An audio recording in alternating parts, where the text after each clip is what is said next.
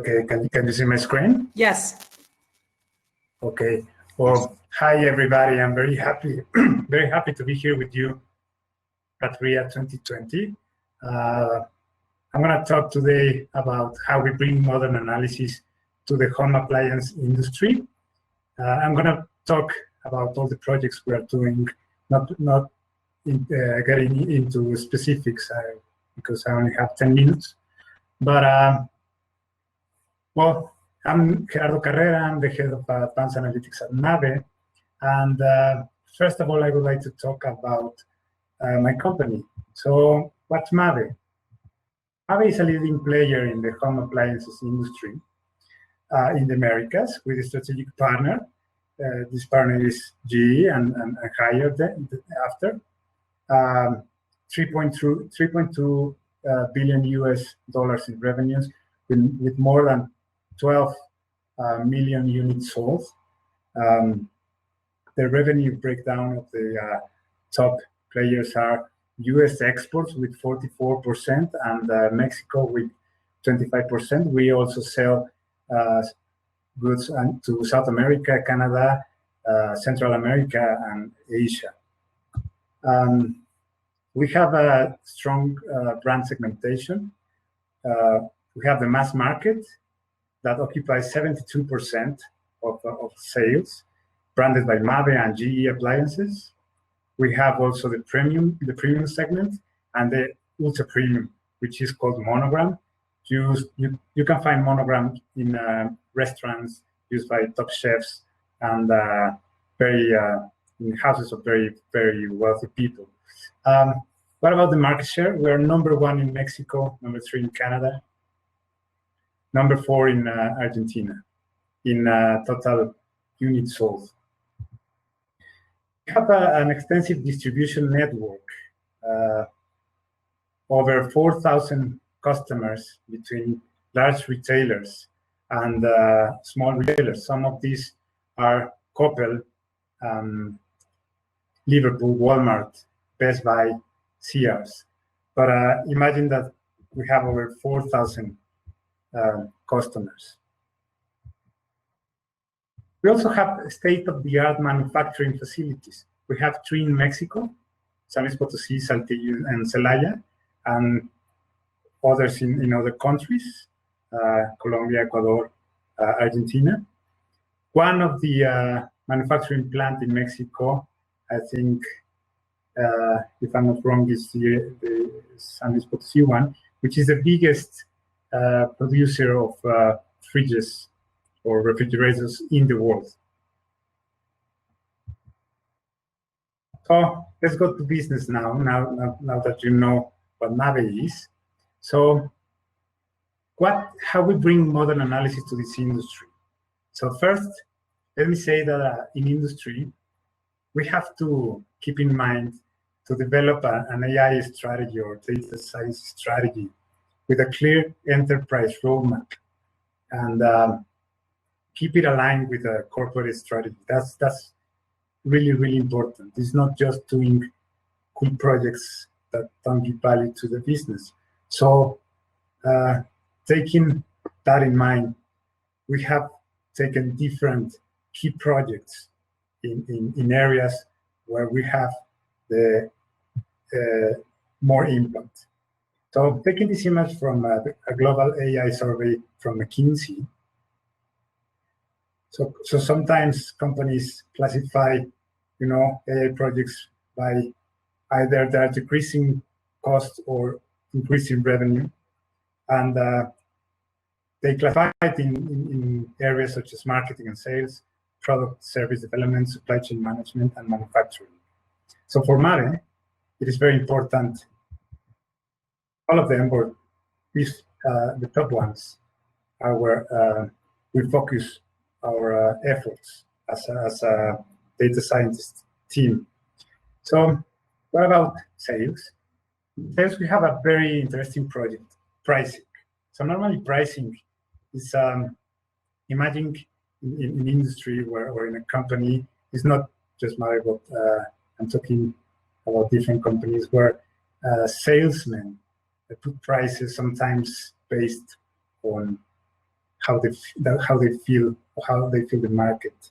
So sometimes it's not based in data. So we want to change that, and we have to make it based on data, like a data-driven company. So we're helping pricing in two ways.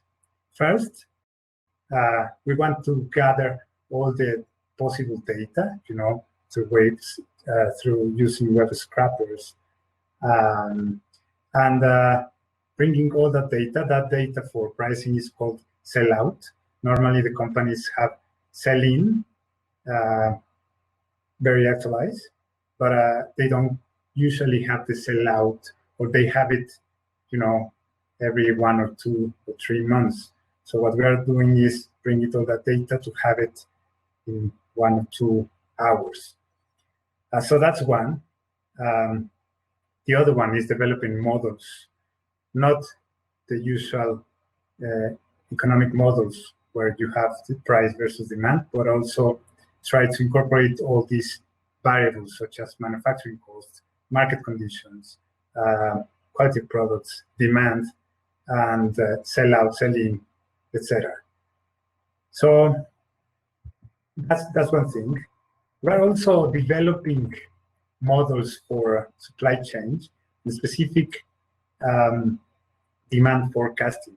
We're bringing new machinery from machine learning using, XGBoost, neural networks for time series analysis, to come up with better forecasting models. So the problem of, having a wrong forecast in supply chain is that imagine that you send 2,000 cookers to Monterrey, you don't sell them because you did a wrong forecast. And then you have to move that inventory to Yucatan, and then you will incur in costs of transportation, logistics, and it won't be in time. So it's very, very important. And we have very good results with the new models that we are developing. So that's very cool for people with backgrounds in actuary and finance. But what about engineers? My background is engineer. I did a PhD in computer vision. So now in the plants, we're going to be able to do this. The manufacturing plants at Mabe are very keen to do projects with robots and computer vision. In fact, one of the plants has started to use computer vision for quality inspection, and they want to do more because there are plenty of places where you can do that. They have started also trying to use mobile robotics doing SLAM. So imagine my PhD was in SLAM, so they're doing SLAM and they want to deliver some parts to a different area, which is perhaps dangerous for the people to maneuver there. And for product development, we are helping and collaborating with the IoT team. In this month, well, maybe not this month, September, October, there's a new product line, which is going to be in the market, branded by Mabe, which is IoT, or connected products. So what we thought is, okay, they're not still in the market, we're not getting data or enough data, so what can we do? So my team developed a simulator for stressing the system. So we want to know if we have the capabilities or the infrastructure to support all the data that we are getting, because I could say that this is kind of a high frequency data gathering. So we developed that, very good results. Also, we are starting developing other models. So it's important because it is estimated that the global smart home market is be worth approximately 100 billion by 2025. But we have a problem here. Customers have mostly avoided the smart appliances due to high price. That cost constraint is going to be removed over when the time passes, because hardware is getting cheaper. But the one thing that remains is how customers perceive value. okay? It's not just to be connected and that's it. You have to, as a customer, perceive value. So benefit through the use of AI, we are focusing on our efforts on models for energy efficiency. Everybody wants to pay less on their bills. We have started doing something on predictive maintenance, and we're thinking about more customer-centric use cases now that everything is connected. Well, thank you very much for inviting me to this presentation. I want to thank Mabe and all the teams inside Mabe, and mostly my brilliant team of data scientists that have make all these projects possible. Thank you very much, Gerardo. We are having the Q&A session at the end, so please feel free to send the questions in the chat, and also you can start answering some questions perhaps in the chat if you want to. So our second talk will be presented by Fernanda Cobo, who is the coordinator of the Technology Promotion Council at FUNSALUD.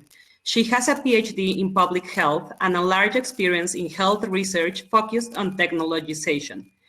Please, Fernanda, can you share your video and your screen? Thank you. I'm sharing it. If you have any kind of problem, please tell me, because I've been having technological problems all the day. Okay. You can share your screen with the small icon in the bottom. Yes.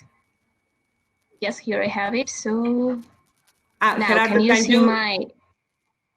Yes, it's okay. Sorry. Perfect, thank you. So can you see my PowerPoint right now? Yes. Okay. So thank you, Jennifer, for the invitation, and thank you all for being here today. My presentation is going to be a little bit different. I'm going to talk to you of the way artificial intelligence is a tool to increase health disparities and some challenges and opportunities in the Latam region. As you know, the introduction of artificial intelligence solutions into the health domain has brought infinite possibilities to reshape health systems and support them achieve their main goal, which is produce health in a way that is equitably distributed. But as everything in life, not everything that shines is gold. Artificial intelligence solutions, introducing them in the surveillance, promotion, and other healthcare-related activities, among others, can produce significant challenges for the health system.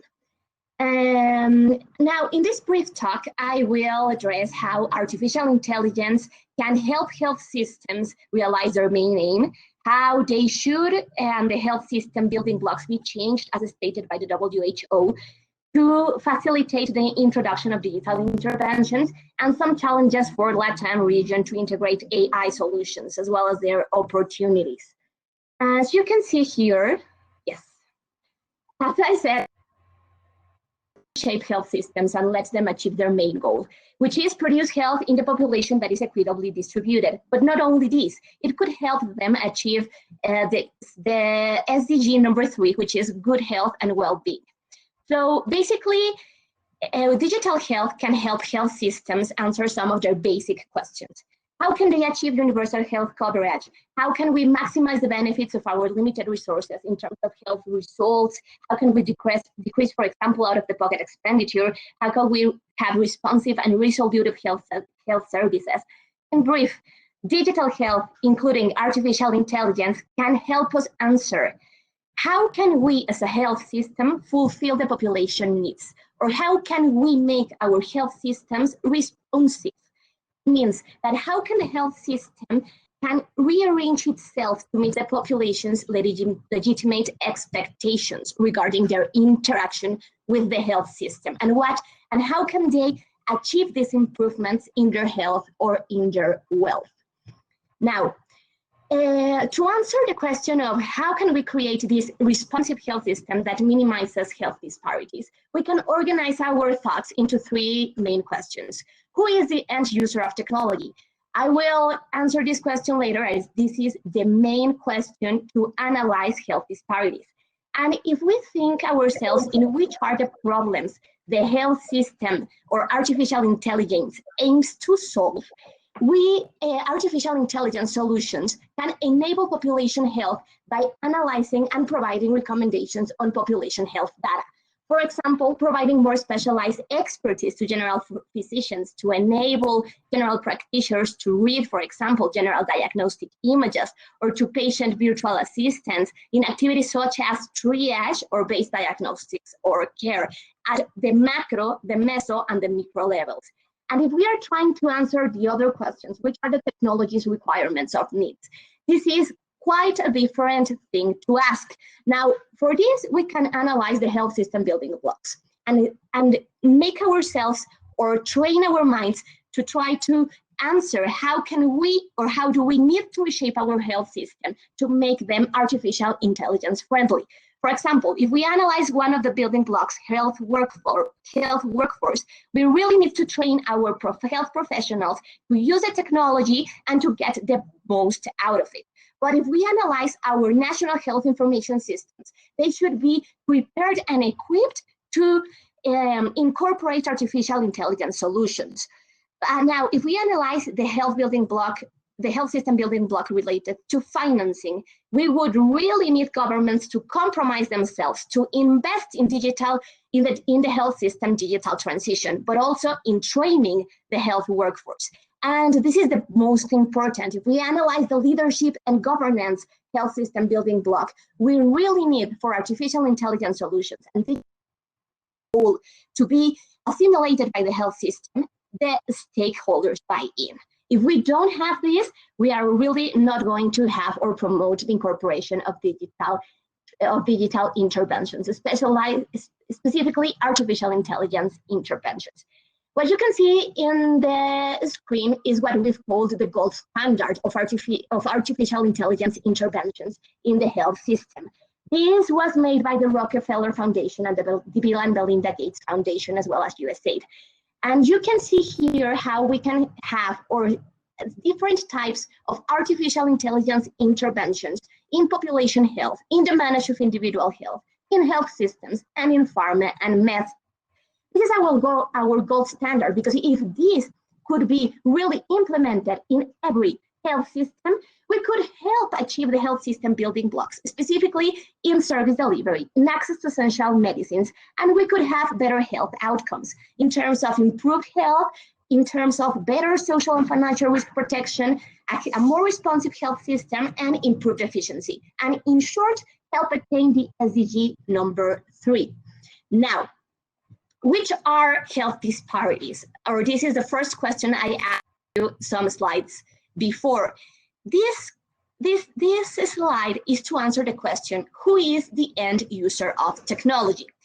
Health disparities, as stated by the CDC, are these preventable differences in the burden of disease, injury, violence, or opportunities to achieve optimal health. And they are related to the position an individual has with the health system, specifically in terms of the social determinants of health. This is, and you can see, the conceptual framework of the WHO Commission on Social Determinants of Health. And it shows how different kind of elements interact with each other to determine which is the position of a person within its distribution of health and well-being and with the healthcare system. Now, artificial intelligence can help us or could have a positive impact reducing health disparities or a negative impact and broaden inequity and disparities. And this all means that we as a health system need to analyze the main question I told you. Who is the end user of technology? About positive impacts, let me give you some quick example. Now think of an indigenous Mexican woman that lives in the poorest state, that is Guerrero, and she has breast cancer. Once a year, a medical team goes to her remote location and makes these images to try to determine if she has breast cancer or not. Artificial intelligence that is installed within the health team could help her have a more timely diagnosis. In this specifically example, artificial intelligence could help reduce health disparities and inequities. But if we think, for example, of another intervention in which smartphones are needed for it to be be effective and that is targeted into older adults of indigenous populations. This could have a negative impact if the health system and the government don't change the health system building blocks and train the population and give them the necessary technology for the intervention to be effective. If this happens, artificial intelligence could broaden inequity and disparities. Also, in addition, some experts have recently raised some concerns about AI applications that could potentially exacerbate inequities, including those related to the ethnic, socioeconomic, and gender. They note that prejudices can be reflected in data, algorithms, and in other aspects of artificial intelligence design. Now, if we make a zoom in to the Latam health systems, we have really different health systems, and the promise of artificial intelligence in the Latam region is huge. But we don't have to be blind to the differences that we have in the region. In Latin America, we have constitutional rights to health. That means that the government is obliged to provide healthcare mainly free of cost to all the population. We have fragmented health systems with different financing mechanisms and with different benefit packages. So if one has a formal job, it could receive different quality of healthcare compared to someone that doesn't have a formal job. But also, we have limited infrastructure and human resources availability, low investment in terms of the GDP in the health systems. We have also unskilled workforce and poor governance and poor political commitment to technological change. So this is the reality of the Latin American health systems in which artificial intelligence solutions could be implemented. Right now, there are countries like Colombia or Peru, which have implemented in their health system artificial intelligence solutions, and they are having good results. So briefly, some conclusions. Artificial intelligence can reduce health inequity, but we really need to design context-specific interventions. This careful design will determine the impact in reducing or health disparities in the population. We need to work in real-time data collection and in the effective implementation of the electronic health record. Now, in Latin America, we've seen that we have a lot of unstructured data and that we don't have real-time data collection that could lessen the impact of artificial intelligence solutions. And if we don't work for the effective implementation of the electronic health record, artificial intelligence could really not have all the benefits for the health systems that it should. Information should be representative of the entire population. We don't need, or having some extracts of information wouldn't help artificial intelligence solutions have the impact they should have. The government or having government buy-in is crucial for artificial intelligence intervention success. So for this, we need public and private collaborations for digital transformation, since government funding is insufficient, specifically in the digital transition of the health system. We really need to invest in digital alphabetization of health workers, of the health system administrations, and of the general public.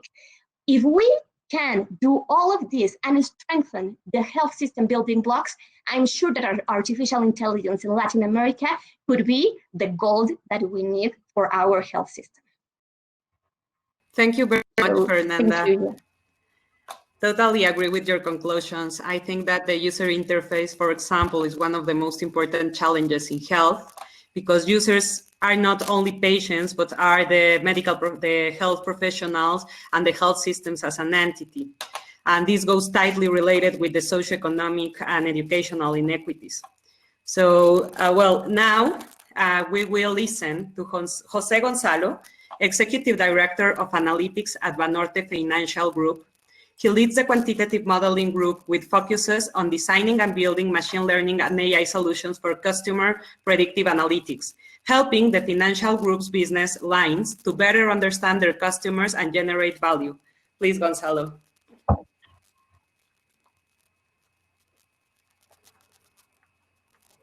I think you are mute.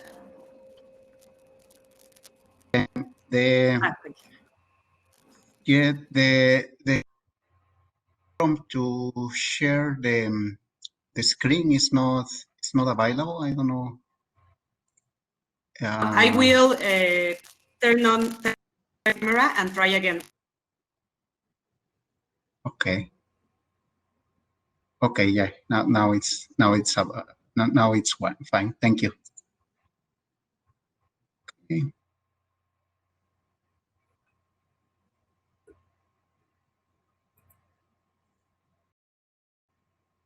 So, do you see my screen? Yeah. Yes. Okay. Well, thank you very much. It is a great pleasure being here today. This has been an amazing conference. My talk is going to be about banking. Banorte Financial Group is the second largest bank in Mexico, the second largest financial group.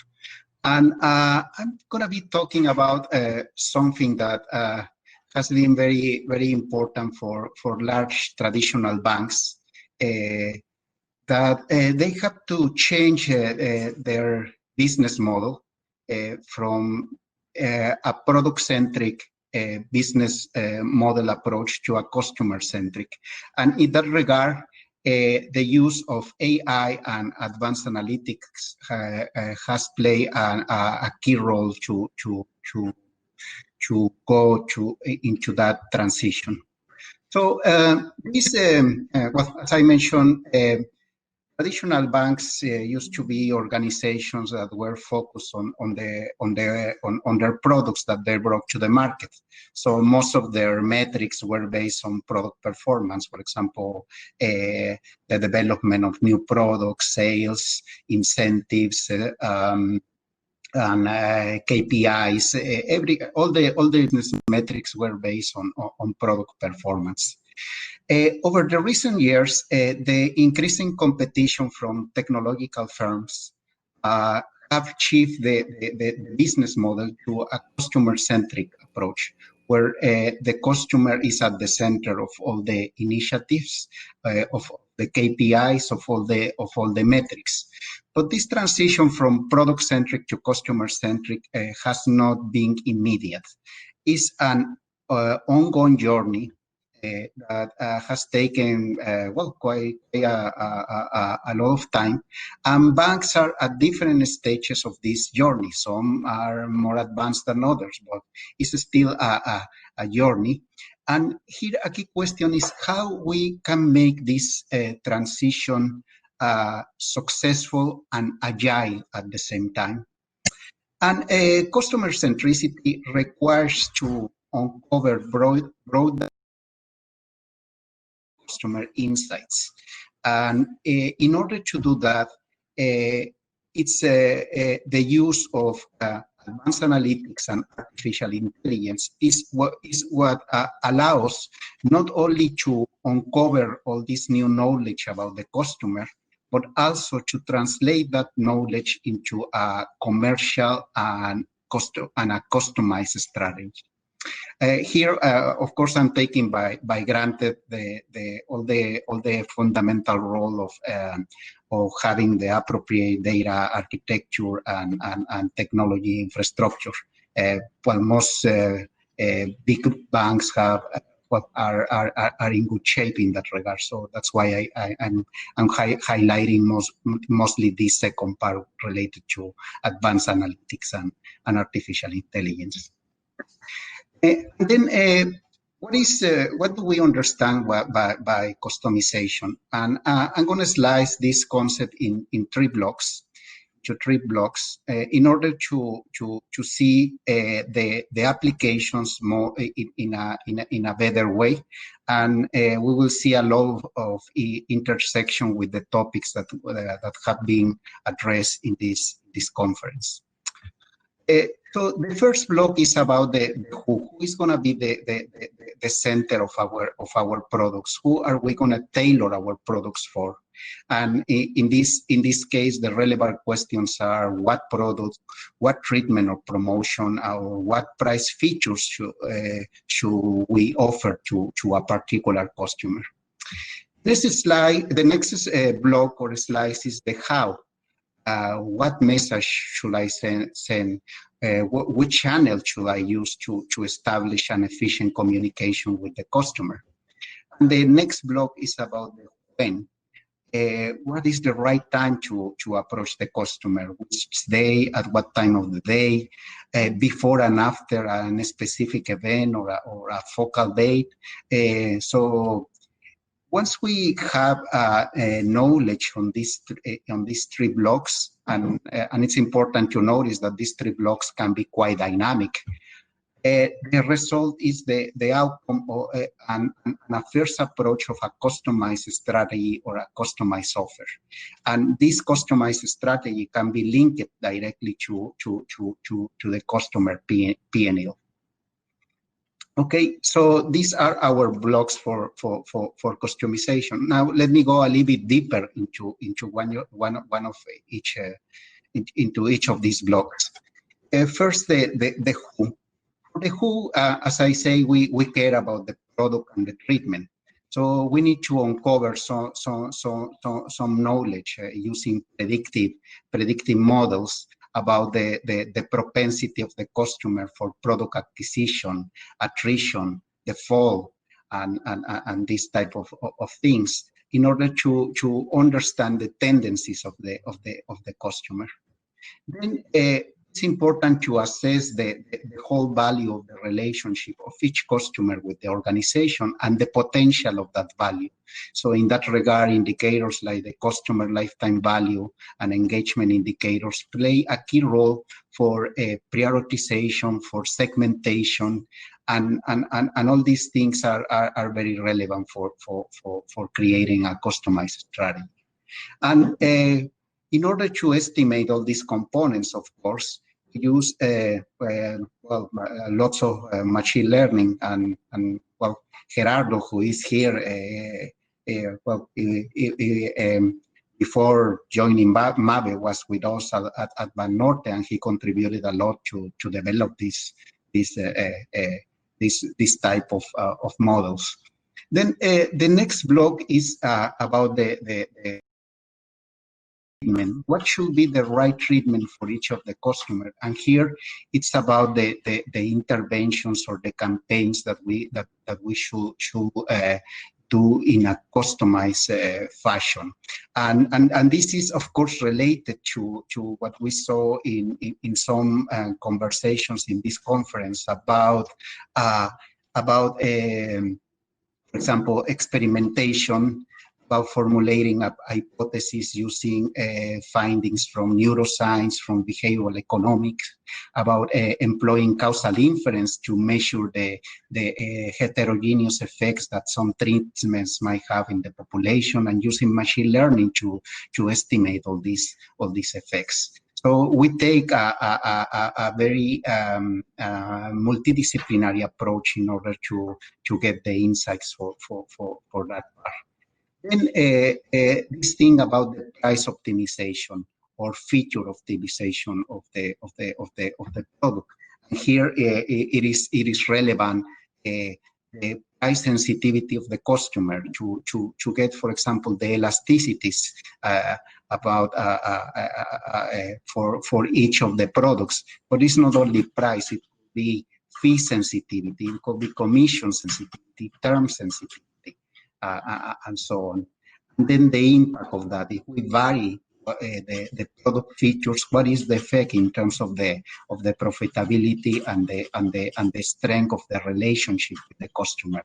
We make changes to that product feature, and again here the use of experiments, causal inference, and machine learning have been very important to get the insights on this. Then the next block is the how. How is related to the channel. What is the preferred channel of the customer?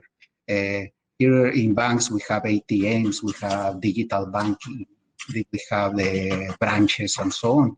And so one thing is the preferred channel for the customer, and the other is the channel that is more efficient to get us successful, which is different. And here, well, of course, the role of IT and AI is crucial to to get insights on this question. And then the message. What should we say to the customer? Which communication framing is more effective? Detecting cognitive biases and these type of things in order to get a customized conversation. So that's the goal here. And again, a multidisciplinary approach based on experiments, neuroscience, behavioral economics, and AI is what we think is very powerful to uncover this type of things. And then the when, the timing of the message. How often should I contact the customer? What is what should be the timing when we are talking about a reward or when we are talking about an ultimatum? Using focal dates like payroll dates or life events that sometimes need to be forecasted. And shall we use, for example, news or new developing events? For example, the current context of the pandemic developments and this type of things. How all these things play into the way of to the timing of the message. And again, our multidisciplinary approach is useful for getting the answers to this question. Now, putting all the pieces together and wrapping up, the result is the customized offers, because we get an idea about the product, we're gonna get an idea about the price or product feature.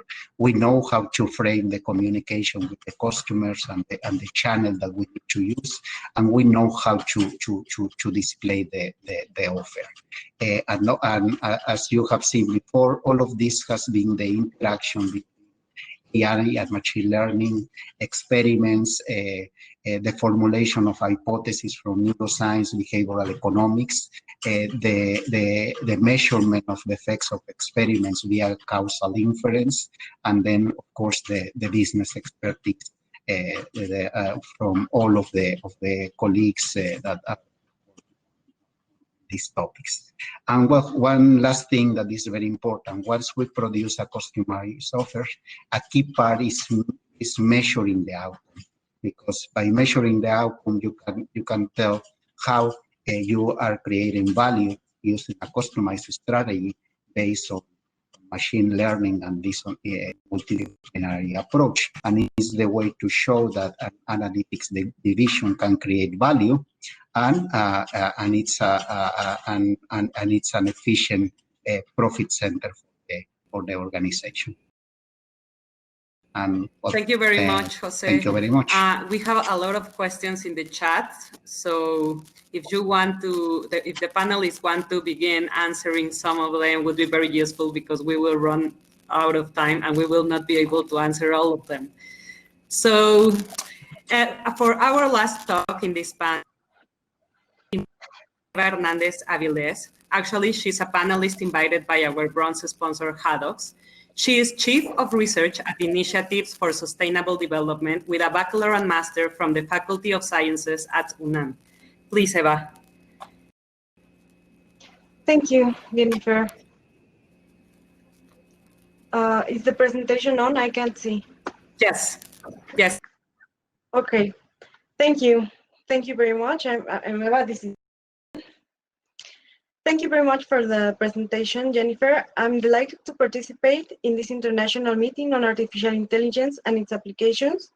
First of all, I would like to congratulate the organizers for the magnificent event that they have managed to carry out despite the circumstances.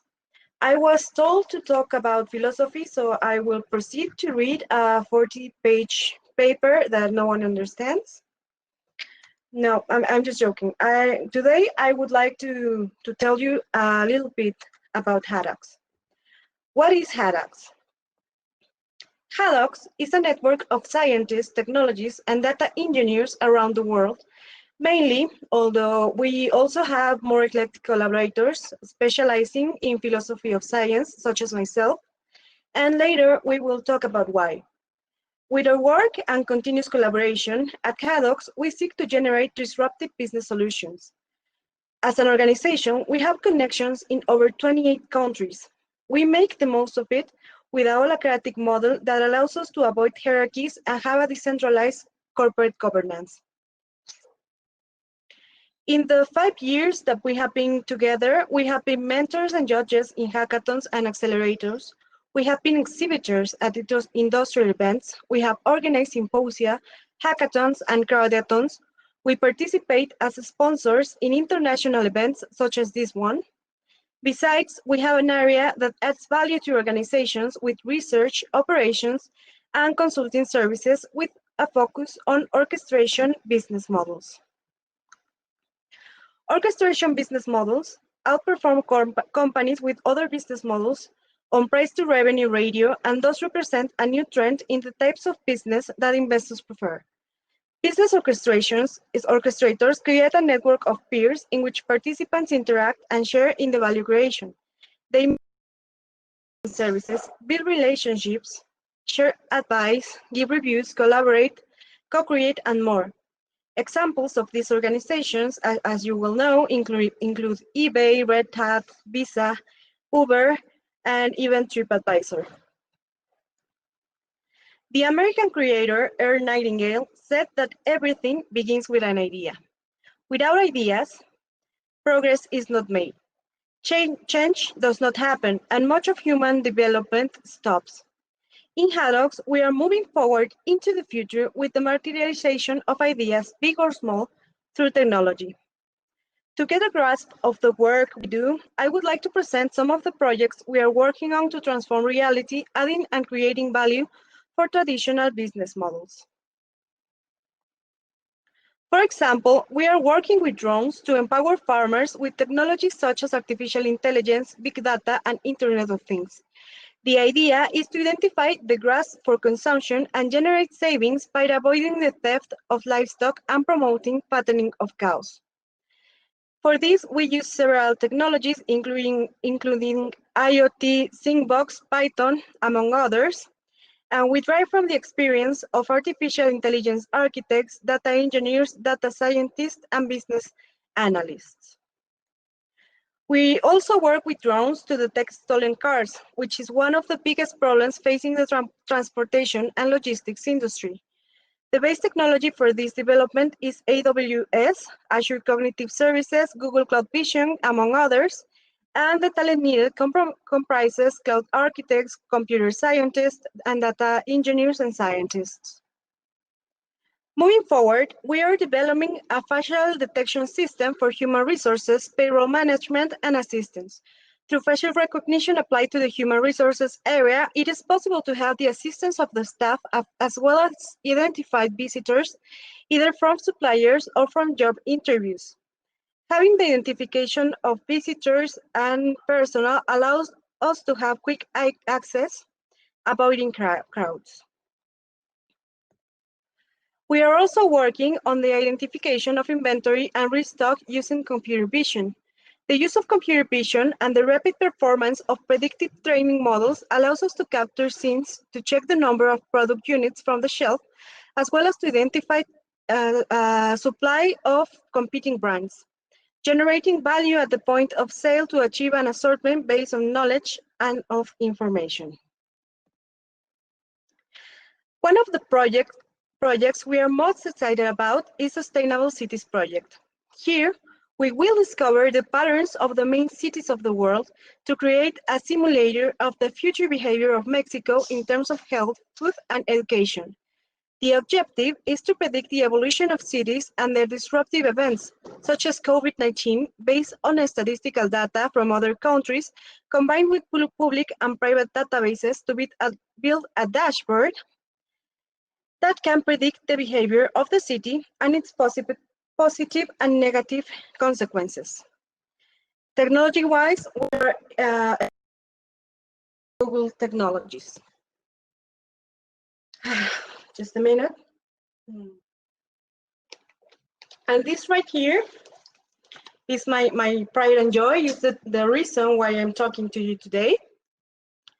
Merging traditions with technology, we are working on the implementation of 3D technologies into traditional artisan workshops, and pottery shops. The aim is to preserve Mexican traditions by creating new costumes. We are doing it in 3 different ways. First, with the installation of 3D scanners and machines in traditional pottery workshops. The machines are on display and are performative in a way, digitalizing traditional pottery pieces and reproducing them in 3D printers for the eye of the beholders. We are also working with galleries, art shops, and museums to auction the original pieces and sell the 3D replicas to the general public at a much lower price.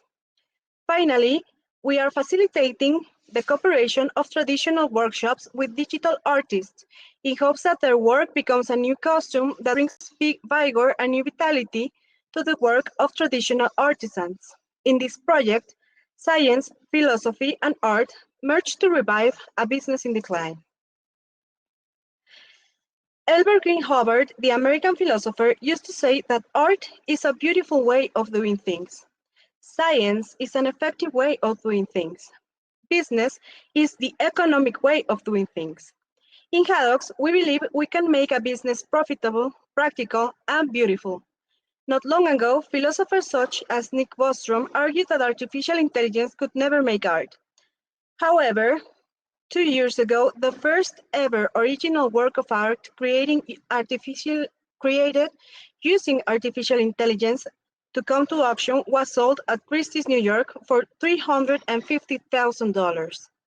Nevertheless, was it truly art? What makes a scalpel or a brush used by an artist different from an algorithm? Here is where the philosophy of science comes into play. To answer questions such as this, we are working with a group of artists, scientists, and philosophers at the National Autonomous University of Mexico on a project called Arte más Ciencia, with an approach combining theory and practice, merging philosophical and scientific research with artistic creation. Arte más Ciencia works mainly in the following way. First, we produce theoretical knowledge that thinks about the relationship between arts, sciences, and technologies. Different theoretical approaches and horizons of interpretations are defended.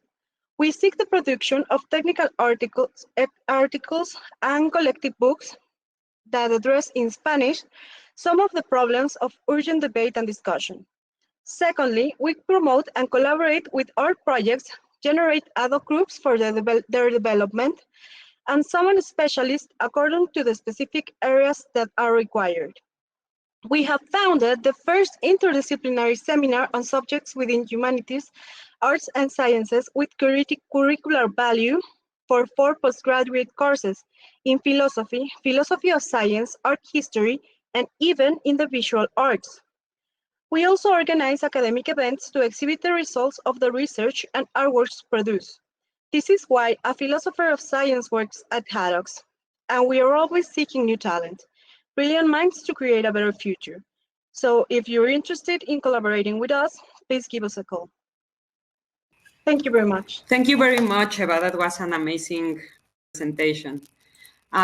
Well, we have very short time for questions. I will ask the first one that I think that any of you can answer.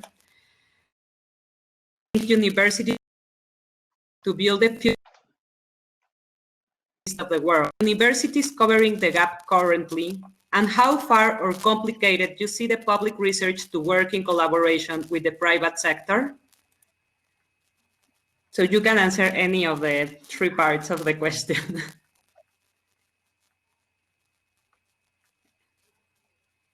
Yeah, well,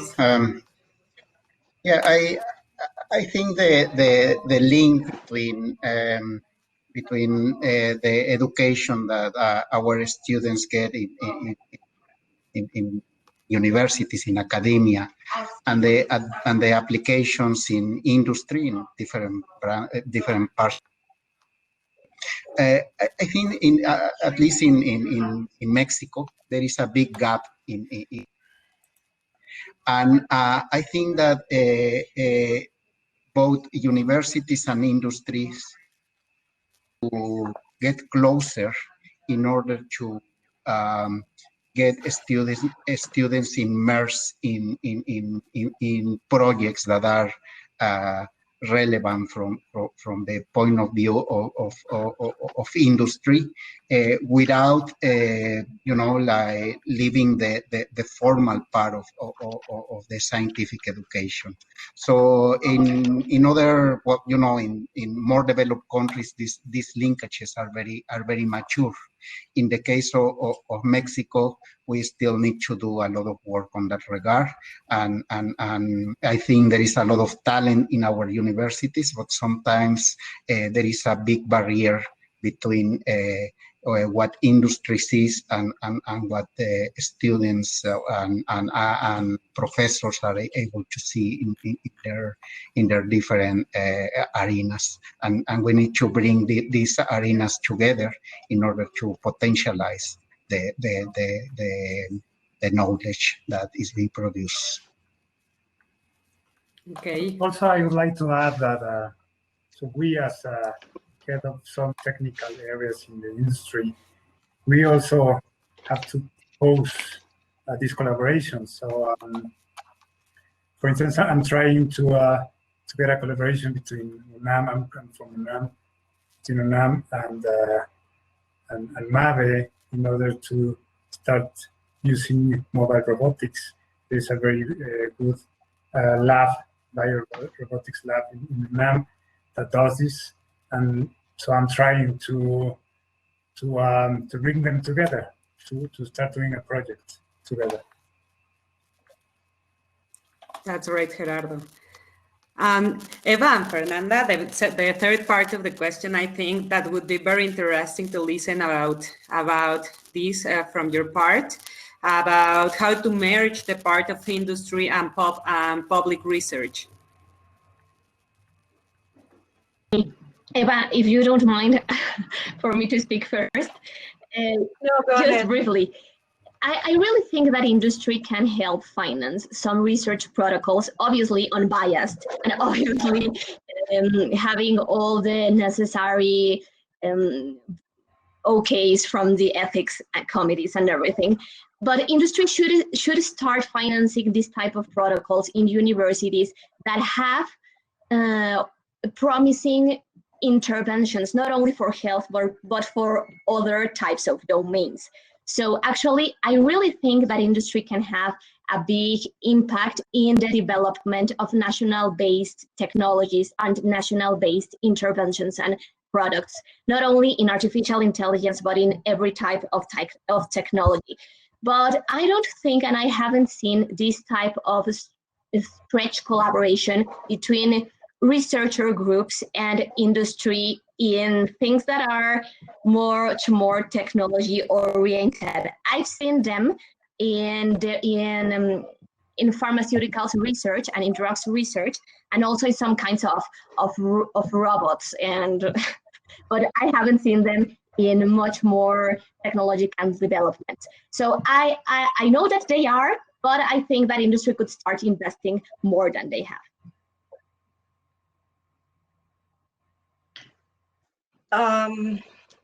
Thank you, Fernanda.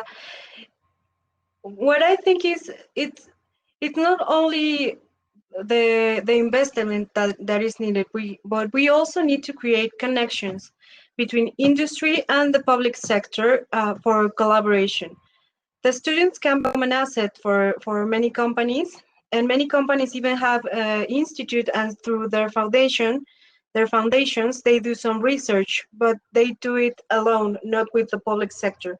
So I would begin by making these bridges that we try to do it's one of the main activities at HADOX, to merge industry with education and with research.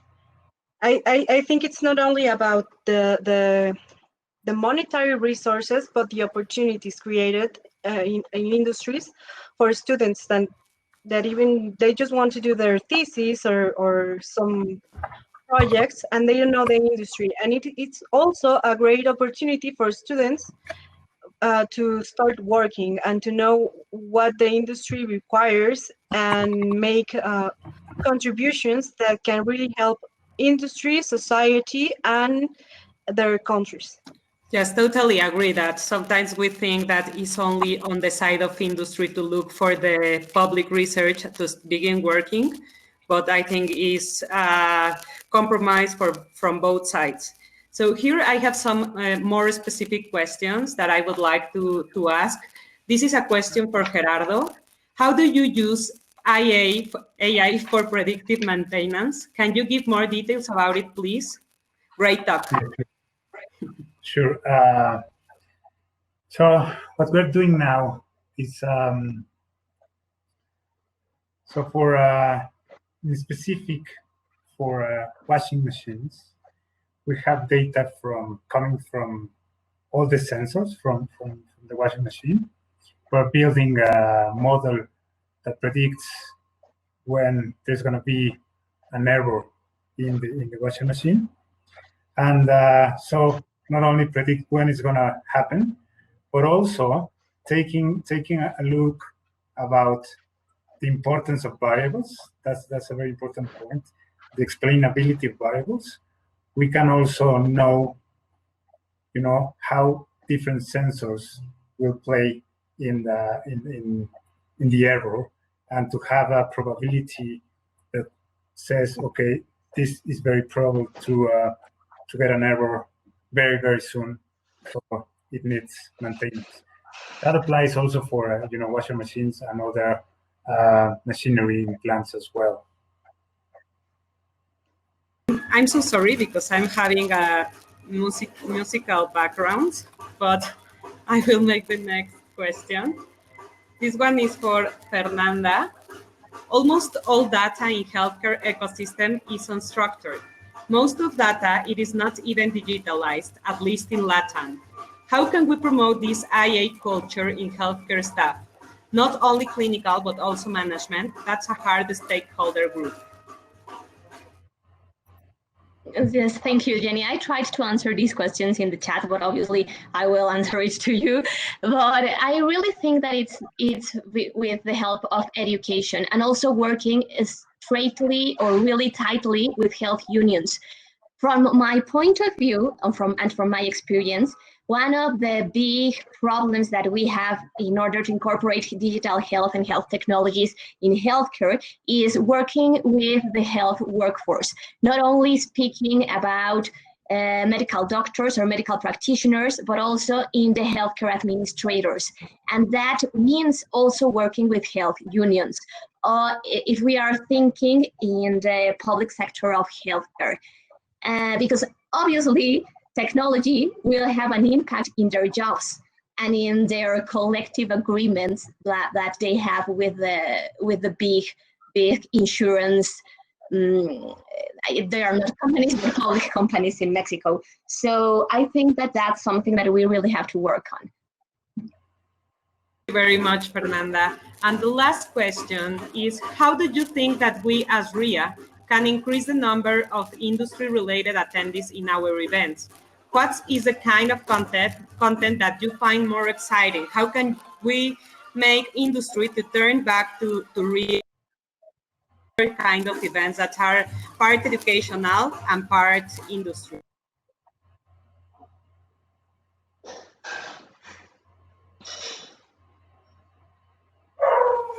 Yeah. Well, my view is that making the scope of applications broader will attract a lot of people. I mean, in the core, there are some disciplines in the core that are very well established, but then the impacts that the findings in this discipline might have across industries is the part that has to be more informed, more marketed, in order to attract people from different parts of the industry. That's the way I see. I saw amazing talks during the conference and thought about the different applications in different problems. So I think people from different industries that are probably not represented here might be quite interested in joining the conference. Okay, so anyone would like to add something else? Eva, sorry. Jennifer, if I may, I think we should begin by strengthening the bridges between the RIA and industry sectors, specifically industry organizations, because sometimes there are many companies that are interested in these topics. It's not about the topic is interesting, but they don't know we're talking about that here today. So I think inviting them personally and through industry organizations might be a way to increase attendance. Okay, so thank you very much for being part of this panel. I think that one of the main goals of RIA is to bring together the ecosystem of AI in Mexico and Latam, and having you here in this version of RIA was really exciting and of interest of many people in the attendees. So thank you very much. Thanks for the invitation. Thank you. Thank you, all of you. Bye. Thank you. Thank you. Bye. Bye. Bye. Bye.